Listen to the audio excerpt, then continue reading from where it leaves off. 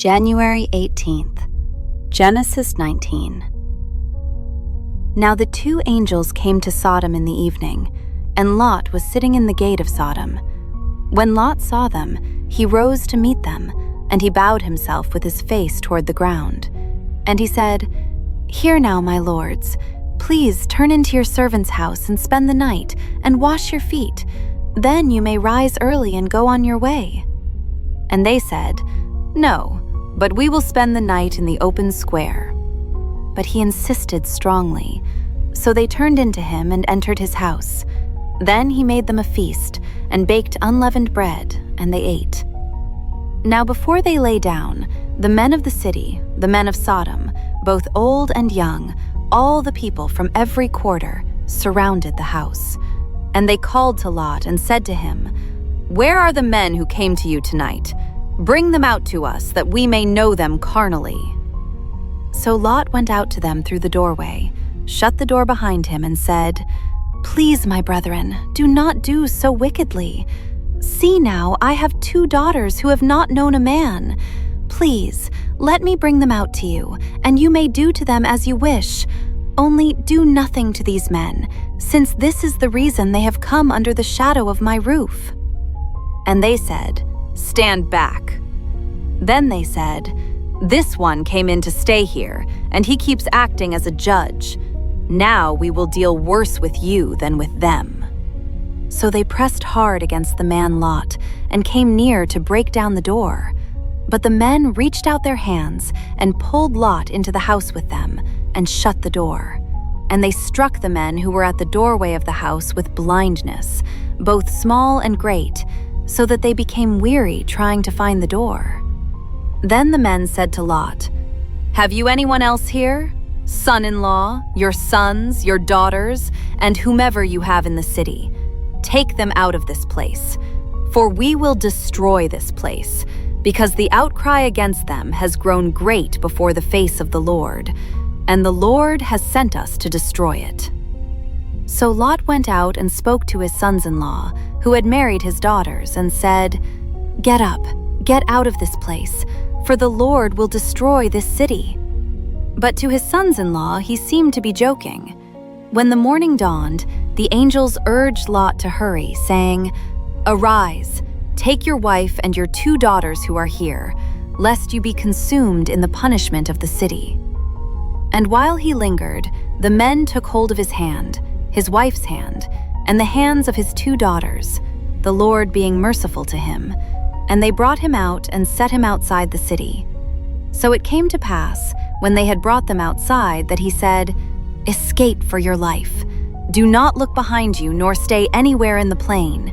Escape to the mountains, lest you be destroyed." Then Lot said to them, "Please, no, my lords. Indeed now your servant has found favor in your sight, and you have increased your mercy which you have shown me by saving my life. But I cannot escape to the mountains, lest some evil overtake me and I die. See now, this city is near enough to flee to, and it is a little one. Please let me escape there. Is it not a little one? And my soul shall live." And he said to him, "See, I have favored you concerning this thing also, in that I will not overthrow this city for which you have spoken. Hurry, escape there, for I cannot do anything until you arrive there." Therefore the name of the city was called Zoar. The sun had risen upon the earth when Lot entered Zoar. Then the Lord rained brimstone and fire on Sodom and Gomorrah from the Lord out of the heavens. So he overthrew those cities, all the plain, all the inhabitants of the cities, and what grew on the ground. But his wife looked back behind him, and she became a pillar of salt. And Abraham went early in the morning to the place where he had stood before the Lord. Then he looked toward Sodom and Gomorrah, and toward all the land of the plain, and he saw, and behold, the smoke of the land which went up like the smoke of a furnace. And it came to pass, when God destroyed the cities of the plain, that God remembered Abraham, and sent Lot out of the midst of the overthrow, when he overthrew the cities in which Lot had dwelt. Then Lot went up out of Zoar, and dwelt in the mountains. and his 2 daughters were with him, for he was afraid to dwell in Zoar. And he and his 2 daughters dwelt in a cave. Now the firstborn said to the younger, Our father is old, and there is no man on the earth to come in to us, as is the custom of all the earth. Come, let us make our father drink wine, and we will lie with him, that we may preserve the lineage of our father. So they made their father drink wine that night. And the firstborn went in and lay with her father, and he did not know when she lay down or when she arose. It happened on the next day that the firstborn said to the younger, Indeed, I lay with my father last night. Let us make him drink wine tonight also, and you go in and lie with him, that we may preserve the lineage of our father. Then they made their father drink wine that night also, and the younger arose and lay with him, and he did not know when she lay down or when she arose. Thus both the daughters of Lot were with child by their father. The firstborn bore a son, and called his name Moab. He is the father of the Moabites to this day.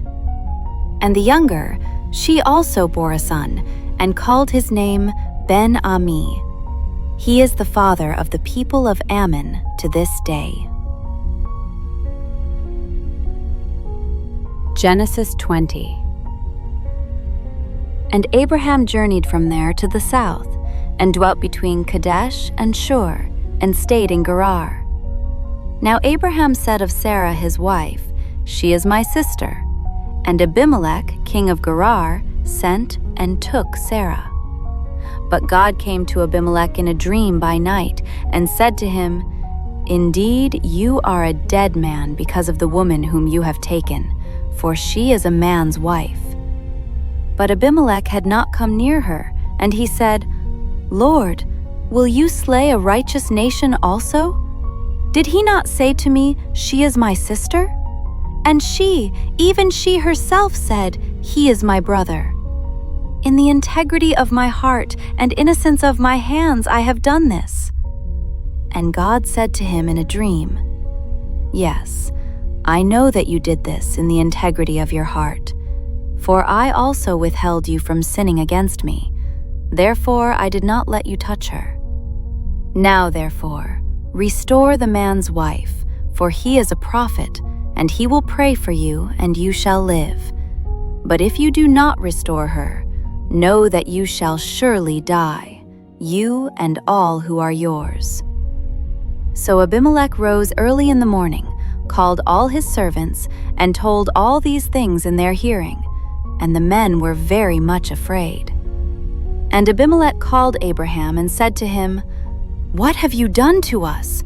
How have I offended you, that you have brought on me and on my kingdom a great sin? You have done deeds to me that ought not to be done.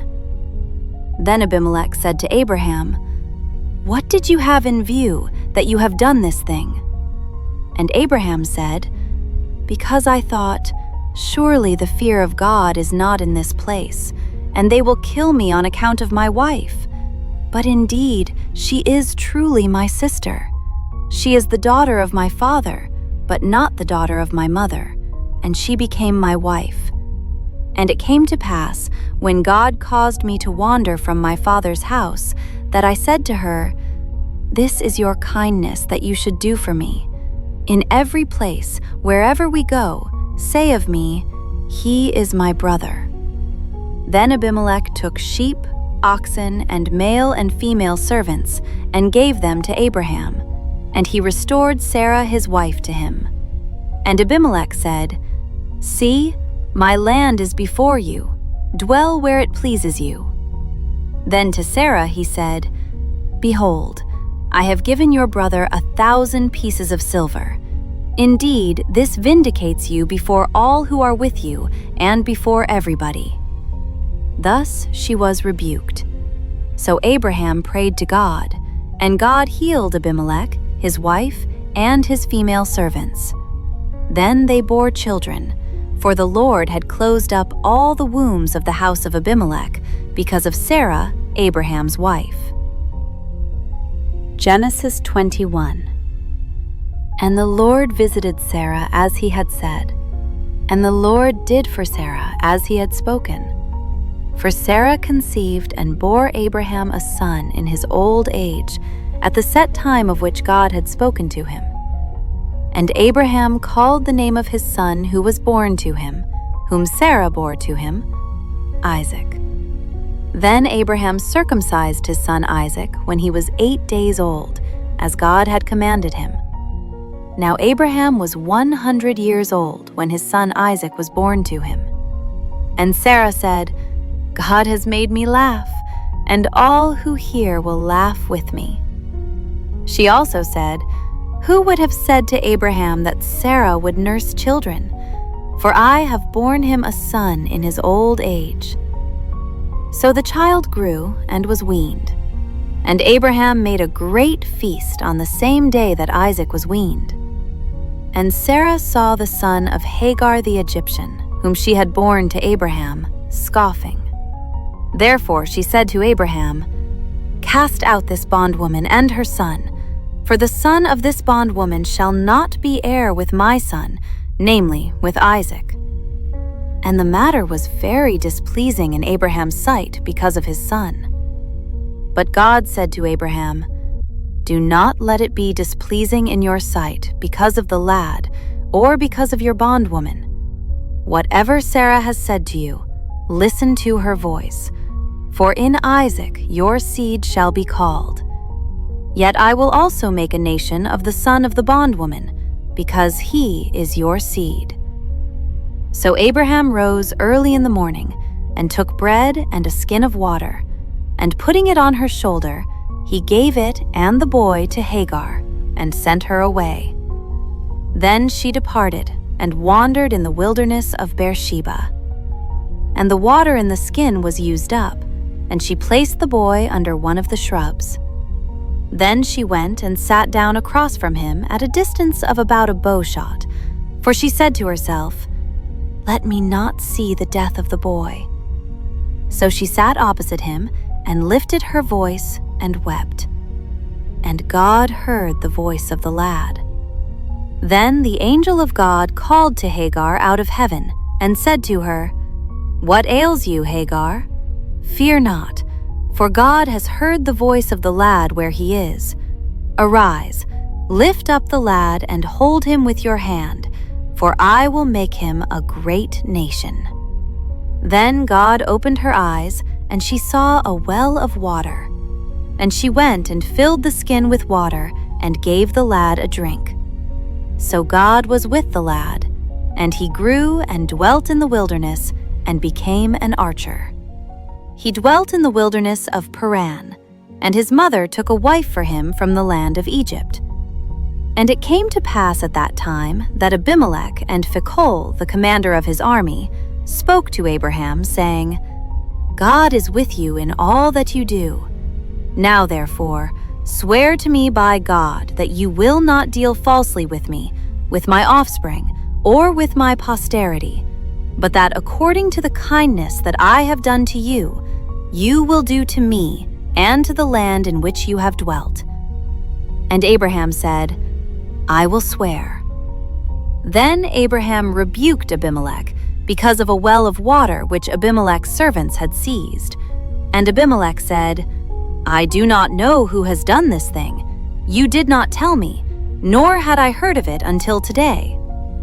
So Abraham took sheep and oxen and gave them to Abimelech, and the two of them made a covenant. And Abraham set 7 ewe lambs of the flock by themselves. Then Abimelech asked Abraham, "What is the meaning of these 7 ewe lambs which you have set by themselves?" And he said, "You will take these 7 ewe lambs from my hand, that they may be my witness that I have dug this well." Therefore he called that place Beersheba, because the two of them swore an oath there. Thus they made a covenant at Beersheba. So Abimelech rose with Phicol, the commander of his army, and they returned to the land of the Philistines. Then Abraham planted a tamarisk tree in Beersheba, and there called on the name of the Lord, the everlasting God. And Abraham stayed in the land of the Philistines many days.